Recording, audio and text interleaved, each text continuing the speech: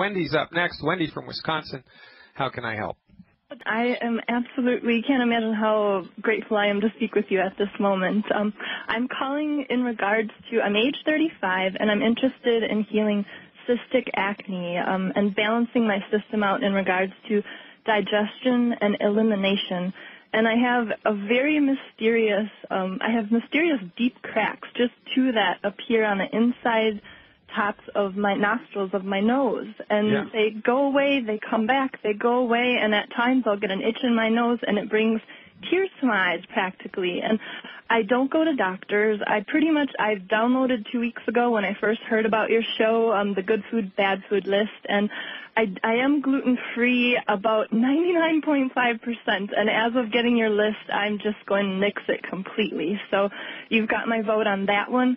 But I am just looking to solve issues with acne. Ever since high school, it was very mild then. It got worse in the 20s, and since, I'd say, the last 5 to 7 years, it's gotten really fierce. And I'd love to know what I'm doing wrong.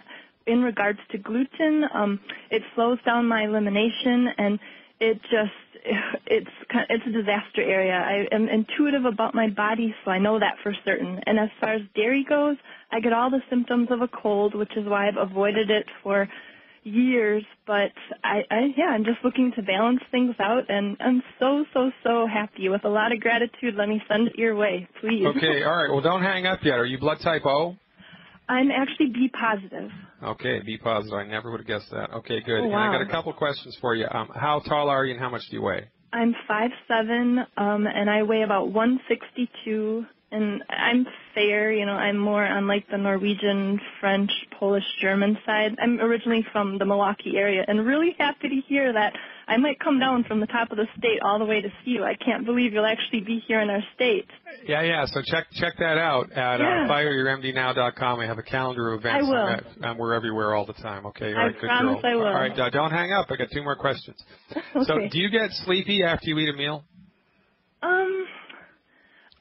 I guess I feel low energy most of the time, but I tend to notice like my heart tends to beat faster after certain foods. Like I definitely notice white foods get me pumping. Like yesterday I just had Himalayan rice mixed in with black beans and kind of a New Orleans mix, and I was annoyed because here I do vegetables, a lot of Okay, good. Okay, now what about sleep? Do you wake up in the middle of the night and you're wide awake, or do you sleep through the night? I sleep through the night, but sleep for me is actually an annoyance. I never look forward to doing it, and I probably go to sleep between 12 and 1:30 every night, and I wake up tired. I mean, I don't like to wake up in the morning. Okay, and you sleep right through?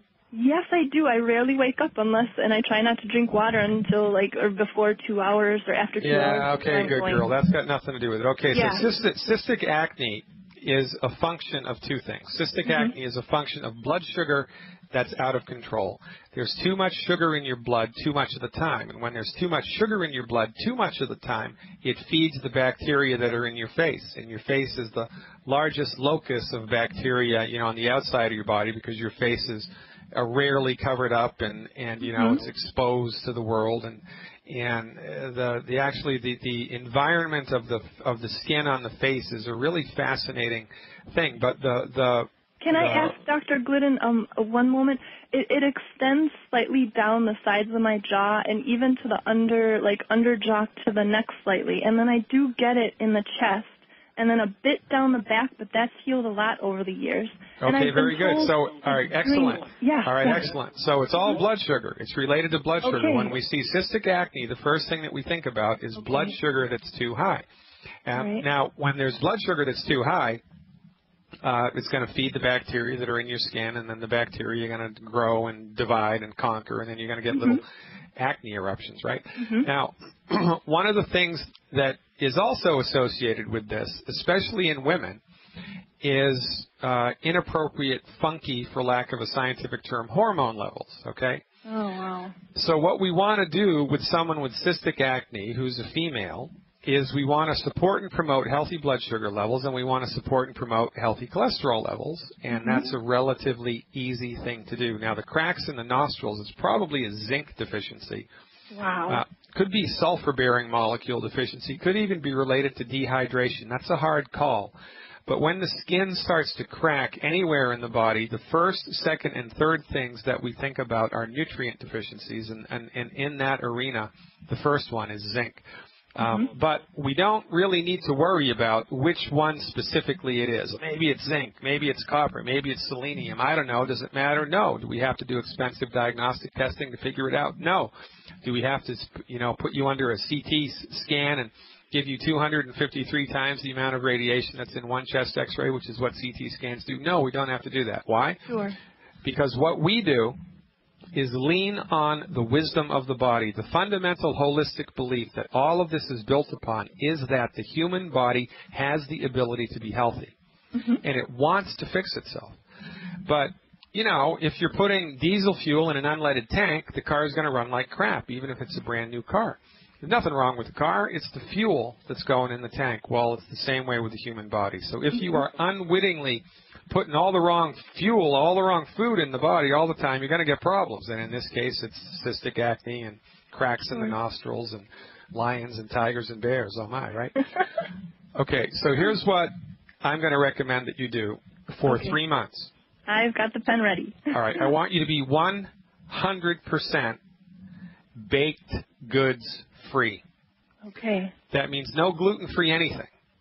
All right. No bread, no cookies, no pasta, no crackers. I don't want you to have gluten-free bread, gluten-free cakes, gluten-free crackers. I don't want you to have any complex carbohydrates at all for 3 months.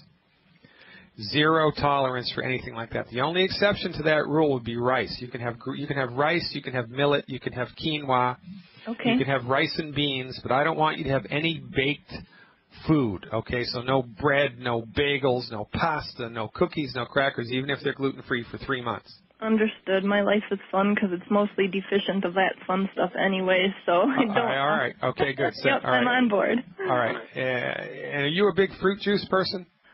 I mostly drink water, I'd say 85% of the time. The other percent of the time is cranberry, mango juice, but not a lot because I've been told the blood sugar can shoot up in there, hence the acne comes. So. Okay, good. So here's what we're going to do for supplements.